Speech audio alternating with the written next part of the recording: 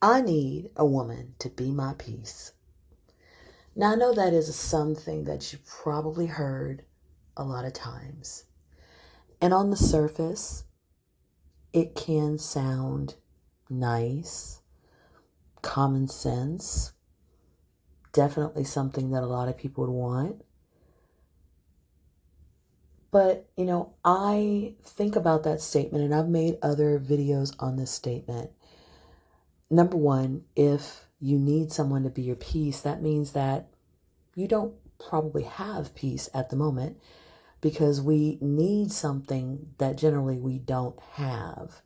Because if we had it, we generally wouldn't need it. We would already have it. So the opposite of peace is pretty much war or chaos.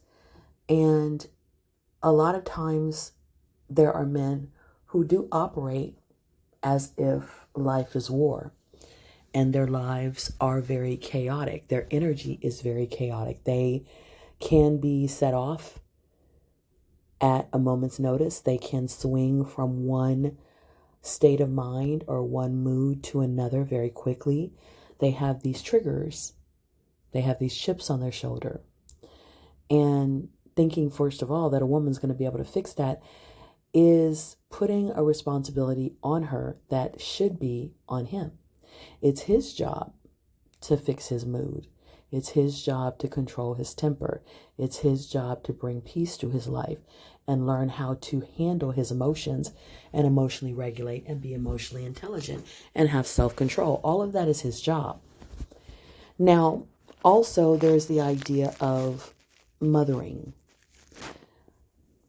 A lot of us who had nurturing women in our lives growing up, we at some point experience co-regulation. That's what children are supposed to experience. When their emotions are too big and they don't know how to handle them and they're overwhelmed by those emotions, adults that care about them should step in and show them how to calm down, how to breathe, how to count to 10, how to channel that emotion into something constructive, how to talk about it, how to release it and not just act on it or react on it, but actually, in a sense, release it in a healthy way. That's one of the jobs of a parent or a caregiver, to show children how to do that. But by the time a person gets to be an adult, if they don't have that skill, that's something that they need to go to therapy for. That's not something they need to get into a relationship for their partner to continue to do for them as if they are a child. The other thing I want to mention is something that I might not have said before. It has definitely been impressed upon me multiple times by listening to multiple men and reading multiple men's comments, that some men have a fantasy of the life that their grandfathers or possibly their fathers lived. They have this fantasy that their fathers or their grandfathers were the king of the castle, and he went to work and he came home and he put his feet up and he got waited on hand and foot. And that was the way things were supposed to be, because that's what it meant to be the man of the house. And they don't consider the woman in this circumstance. They assume that she was happy to do it, that she found joy in it, that this was her purpose, that this gave her a sense of belonging and connection and love. They assume that.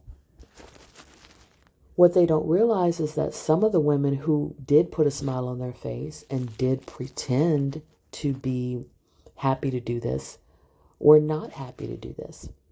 But the consequences of showing their true emotions, their true reactions, of actually speaking their mind, were too dire and too without mitigation for them to act in the way that would have been authentic for them. Just like there were many Black people who, as Paul Laurence Dunbar said, "We wear the mask that grins and lies. It hides our cheek and shades our eyes. This debt we pay to human guile, with torn and bleeding hearts we smile." That was a poem about code switching, about putting on a brave face in front of white America and doing what you had to do to survive, because if you reacted with the way that you wanted to react, if you told that white person off, if you punched them, if you in any way showed them the anger and the animosity and the hatred that you had, the consequences could have been very dire. It could have been a lynching. It could have been being fired. It could have been having your home burned or your church burned, or, the KKK or the White Citizens Council showing up at your house in the middle of the night and burning a cross on your lawn. There were all kinds of threats and actual acts of violence carried out on people who didn't know their place, as it was said back in the day. And the same thing could be said of women. So the idea that she was happy to, quote, be his piece is a assumption. It's an assumption that some men love to make because they don't want to necessarily take into account that maybe she was miserable. Maybe had she had other choices, this would not have been the life she chose. This would not have been the man that she chose. She would not have chosen to have children. She would have chosen to work and travel and have friends and,